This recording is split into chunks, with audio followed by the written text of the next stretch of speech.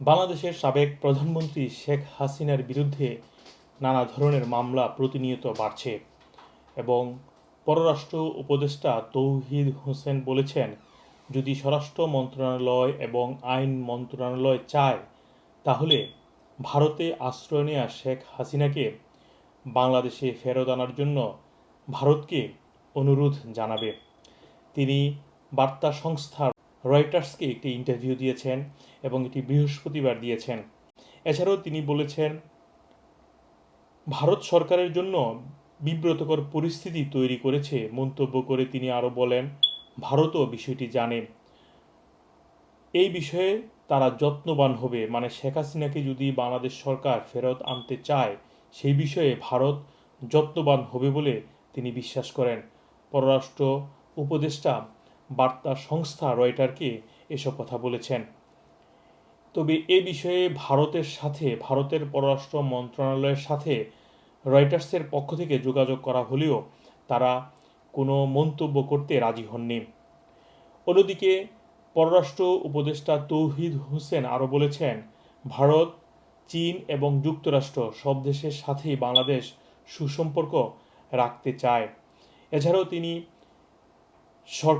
এই অন্তর্বর্তীকালীন সরকার কখন নির্বাচন দিতে পারে বা গণতান্ত্রিক সরকারের জন্য কখন নির্বাচনের টাইমলাইন ঘোষণা হতে পারে সেই বিষয়ে তিনি বলেছেন, আগামী সেপ্টেম্বর মাসে এই বিষয়ে একটি হয়তোবা তথ্য জানা যেতে পারে কখন সরকার নির্বাচন দিবে বা নির্বাচনের টাইমলাইন কখন দেওয়া যেতে পারে। কারণ তিনি বলেছেন, বর্তমানে বাংলাদেশে সংস্কারের কাজ চলছে, দেশে যে অস্বাভাবিক পরিস্থিতি তৈরি হয়েছিল সেগুলো স্বাভাবিক করার জন্য কাজ করে যাচ্ছে অন্তর্বর্তীকালীন সরকার। তাই তিনি বলেছেন, সেপ্টেম্বরের শেষের দিকে হয়তো পরিস্থিতি কিছুটা স্বাভাবিক হওয়ার পর এ বিষয়ে, মানে কখন নির্বাচন হতে পারে সেই বিষয়ে ধারণা পাওয়া যেতে পারে।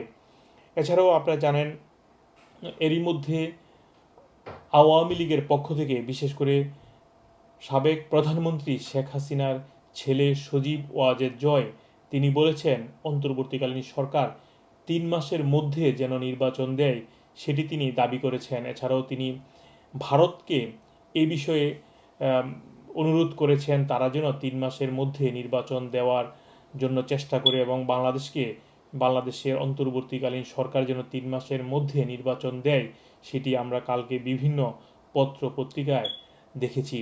এছাড়াও আমরা গতকালকে আরও একটি খবর দেখেছিলাম, পররাষ্ট্র উপদেষ্টা তৌহিদ হোসেন বলেছেন, শেখ হাসিনা বর্তমানে ভারতে রয়েছেন এবং সেখানে বসে বিবৃতি দেওয়ার বিষয়টি নিয়ে তিনি বলেছেন সেটি দেশের জন্য বিব্রতকর এবং ভারতের সাথে বাংলাদেশের সম্পর্ক ক্ষতি হতে পারে, সেজন্য বিবৃতি না দেওয়ার জন্য তিনি ভারতের যে বাংলাদেশের ঢাকাতে যে হাইকমিশনার রয়েছেন প্রণয় ভার্মাকে সেই বিষয়ে তিনি অনুরোধ জানিয়েছেন।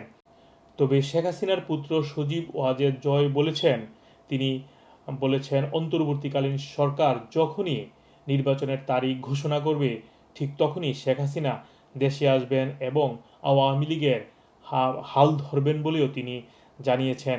যদিও তিনি প্রথম দিকে বলেছেন শেখ হাসিনা আর রাজনীতি করবেন না, তবে পরবর্তী আরও একটি বক্তব্যে সজীব ওয়াজেদ জয় বলেছেন তিনি আওয়ামী লীগে সক্রিয় হতে চান, তিনিও হতে পারেন।